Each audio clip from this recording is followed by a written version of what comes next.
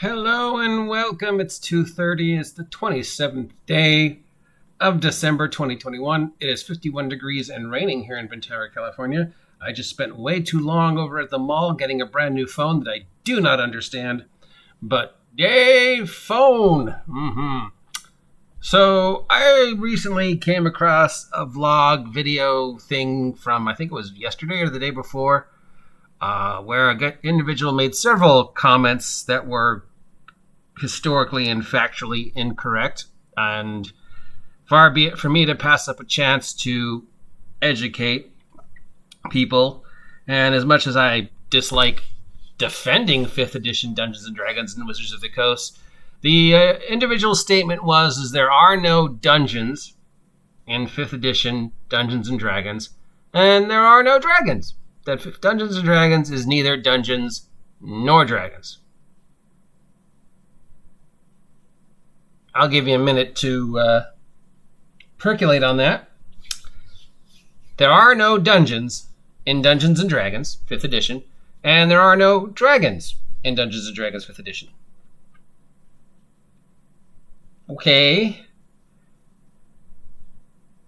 Now, this individual likes to pretend that they are very educated in what's going on with 5th edition and Wizards of the Coast, but for somebody who claims to have their finger on the pulse of what Wizards of the Coast is doing and what the direction of 5th edition is and what Gygax would have wanted and what is out there and supposedly runs lots of games, to make a statement that there are no dungeons in Dungeons & Dragons 5th edition and there are no dragons in Dungeons & Dragons 5th edition is... I don't know if there's a word for it. Just, I don't know what your point is, because that is utterly untrue. So is your statement that you don't run any dungeons? I'm not sure what that even means, because obviously the definition of a dungeon is not simply hole in the ground filled with monsters. The definition of dungeon is controlled environment with very few entrances and exits. I mean, the Death Star is a dungeon. The building from Die Hard is a dungeon.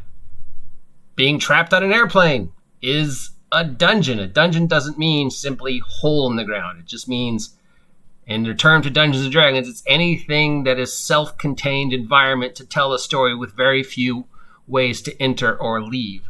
And all the story is contained within that little bubble. But let's even go further. Okay, there are no classic dungeons in 5th edition Dungeons & Dragons. Wizards of the Coast, according to this individual, has not made any dungeons, and there are no dragons. So, let's just go down the list of adventures that have been published by Wizards of the Coast. Starting with, of course, Lost Mine of Phandelver, still considered one of, if not the best 5th edition adventures that Wizards of the Coast has made. Literally in the name, Lost Mine. You go into a mine. A mine is a hole in the ground with very few entrances and exits. In that mine, you encounter monsters. That is a dungeon. Then, of course, we have Horde of the Dragon Queen, which brought us the, introduction to bringing Tiamat and her machinations back into 5e. Horde of the Dragon Queen, right there in the name, Dragon Queen. You deal with dragons and you deal with the court of Tiamat and you go into dragon hordes and dragon caves. So there we have an adventure with both dungeons and dragons. Then we have Princes of the Apocalypse, which of course is a retro clone, redo, upgrade of Temple of Elemental Evil. So Princes of the Apocalypse is a revisit to Temple of Elemental Evil. One of the very first and most classic dungeons. Princes of the Apocalypse deals with Temple of Elemental Evil in 5th edition terms. So, yeah. There we go. Dungeon. After that, we had The Rise of Tiamat, the sequel to Horde of the Dragon Queen, which brought us face-to-face with Tiamat, the queen of the chromatic dragons. So, yeah. Dragon. Dungeon. Okay, then we had Out of the Abyss, where you're trying to escape from the Underdark. Technically, yes and no. I mean, It sort of is a dungeon, but, and the fact that you're in the Underdark and there are dungeons inside the Out of the Abyss storyline where you go into mines, closed cities, caves. That one's iffy. That's sort of more of a hex crawl that just happens to have a big roof over it. Okay, Curse of Strahd. You go to Ravenloft. Not Ravenloft the Demiplane, the original classic Castle Ravenloft. A haunted castle where the main bad guy is a vampire. Literally a dungeon. All right, then he brings us to Storm King's Thunder, a revisit to the classic G1, G2, and G3. Hill Giant, Frost Giant, Fire Giant, Stone Giant. Giant flying castle at the final encounter. Let's see. So it's, if I remember correctly, you fight the Hill Giants in a fort, basically. A giant wood fort above ground, but still self-contained. So, okay, maybe a dungeon, maybe not. It depends on what your definition of dungeon is. Then we go to the next giants, and that's like in a big cave. And then we go to the next giants with a big cave. And then we fight the final giant in a big flying castle. Okay, maybe not. That one's eh. All right, then we have Tales of the Yawning Portal, which was not one adventure on its own, but several classic adventures upgraded to 5th edition and then presented in one big mega module. And in that mega module was, amongst others, White Plume Mountain for 5th edition and Tomb of Horrors for 5th edition. Now, you don't get much more dungeon than Tomb of Horrors and White Plume Mountain. So to say that there are no 5th edition adventures that are dungeons, okay, we can forget everything else but White Plume Mountain and Tomb of Horrors. You literally cannot get more dungeon than Tomb of Horrors. It is the dungeon in which all other dungeons sort of base themselves on. So a 5th edition conversion of Tomb of Horrors and White Plume Mountain, pretty much, dungeon. All right, then we have my personal favorite, Tomb of Annihilation. The second half of Tomb of Annihilation, you go into the actual, there's a lot of baby dungeons. There are a lot of 2, 3 room, 8 room baby dungeons where you have to collect the keys and deal with the dead gods and find the clues. But the final dungeon encounter with the dead god and a Sarasek is in basically a redo of Tomb of Horrors called the Tomb of Annihilation, which is inside a mountain. It's a dungeon. Okay, then we have Waterdeep Dragon Heist, which is above ground in the exciting city of Waterdeep. And then we have its sequel, Waterdeep Dungeon of the Mad Mage, which introduces us to the beginnings of some of Undermountain. Undermountain, a mega dungeon. Yeah. Then we have Stranger Things, The Hunt for the Tassel Hydra. That doesn't count because it's, the Stranger Things weird box set that had the Stranger Things adventure in it. Not sure about that one. I never read it. Ghosts of Saltmarsh, another collection of a bunch of classic adventures converted to 5e, telling sort of the story of Saltmarsh, the very first, of course, dealing with a haunted house that has, wait for it, a series of caves underneath it. Could be considered a dungeon. Then we have the Essentials kit, which came out, that featured the Dragons of Icespire Peak, the sequel to Lost Mines of Fendelhaver, which, of course, considered, amongst other things, more additions to Fendelver, a cave with a ice dragon in it. Ice dragon, So we have a cave with a dragon that's attached to another series of caves. So we got Dungeon, Dragon. Okay, then we have Baldur's Gate, Descent into Avernus, which is a trip to hell.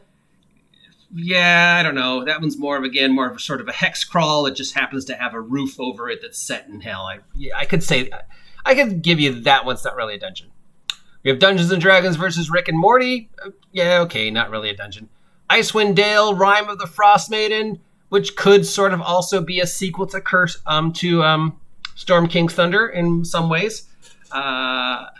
A lot of outdoor adventures, a lot of caves, maybe that one's not a dungeon.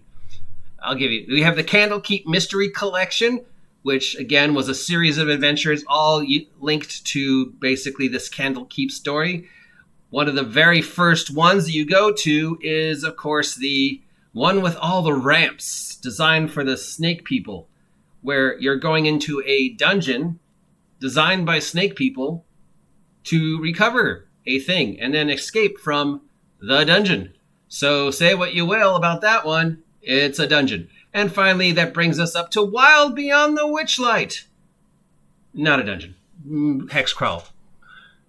Okay, then we have the upcoming Monsters of the Multiverse and Critical Role Call of the Netherdeep. Both of those probably not technically dungeons. We have the stuff that's been done over on online for like Extra Life and DM's Guild. Amongst those we have Lost Laboratory of Kowalsh, a dungeon. The Infernal Machine, a dungeon. Lokath's Rising, a dungeon. So, that's official stuff. Now, that's not counting 5e stuff that has been done by other companies like Kobold Press, Games, Green Ronin, Games Workshop, Steve and Dave's publishing company. I don't know who makes stuff for 5e, and all the things that are on Drive-Thru that are 5e approved, all the things that are on DM's Guild that are 5e approved, all the small little independent companies that are making 5e adventures. There's